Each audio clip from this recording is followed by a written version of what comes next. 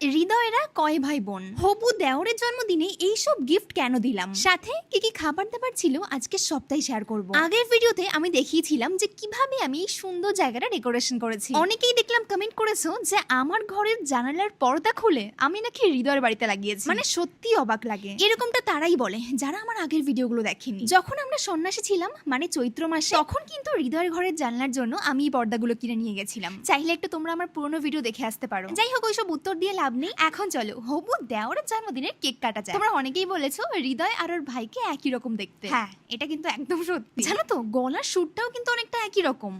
তার মানে তোমরা বুঝেই গেছো হৃদয়রা হচ্ছে দুই ভাই। আর একটা বোন থাকলে বেশ ভালোই হতো, তাই না? মানে ওই ননদ ব্যাপারটা একটু মিস করব। এবার যারা হৃদয়ের বাড়ি নিয়ে কথা বলেছো যে এখনো কেন বাড়িটা কমপ্লিট হয়নি, এরকম ভাবেই রয়েছে। তোমাদেরকে ছোট্ট করে বলে দিই যে তোমাদের জন্য আরো অনেক সারপ্রাইজ রয়েছে। তাড়াতাড়ি তোমরা সবটাই জানতে পারবে। আর হ্যাঁ, এই বাড়ির কাজটা আমরা অর্ধেক ফেলে রাখবো, খুব তাড়াতাড়ি আবার কাজ কন্টিনিউ করা হবে, কারণ আমরা মিস্ত্রি পাচ্ছিলাম না। এইদিকে কেক কাটিং হওয়ার পরে আমি সবাইকে কেক দিয়ে দিচ্ছি, আর সবাই কিন্তু খেতেও বসে পড়েছে। আমি আমার হবু শাশুড়ি মাকে বলেছিলাম যে তুমি ছোট্ট করে কিছু আয়োজন করো, কারণ আজকে আমি বার্থডে সেলিব্রেশন করব।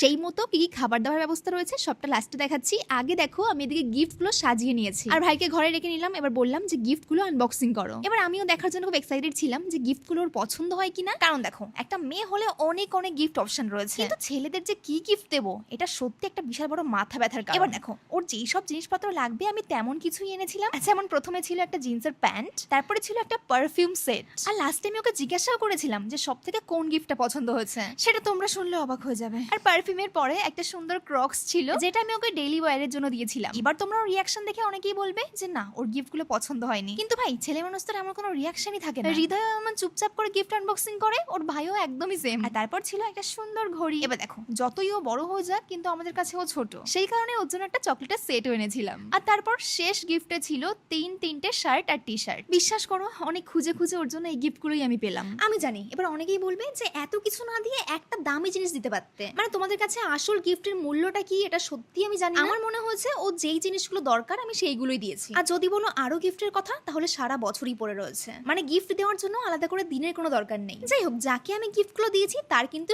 সব গিফট পছন্দ হয়েছে, কিন্তু ওর বেশি পছন্দ হয়েছে কোনটা জানো? পারফিউমের সেট, যেটা দেখে ও তো আলাদাই খুশি। দেখো কি সুন্দর গিফটগুলো টেবিলে সাজিয়ে গুছিয়ে রাখছে। এই করতে করতে রাত অনেকটাই হয়ে গেছিল। তারপর আমিও বসে পড়েছিলাম খাওয়া দাওয়া করতে। যেহেতু আমি হঠাৎ করে কাকিমাকে বলেছিলাম যে আমি ছোট্ট করে সেলিব্রেশন করবো, কাকিমা সবার জন্য রান্না করেছে ডাল, আলুর চিপস, সাথে চিকেন কষা, সাথে ছিল মিষ্টি আর কেক। হ্যাঁ, সিম্পল রান্না বান্না হলেও পেট ভরে খেয়েছিলাম, রান্না দারুণ হয়েছিল। তারপরে অনেকক্ষণ গল্প গুজব করে বেরিয়ে পড়লাম বাড়ির উদ্দেশ্যে। এবার তোমরা গেস করো হৃদয়ের ভাইয়ের বয়স কত?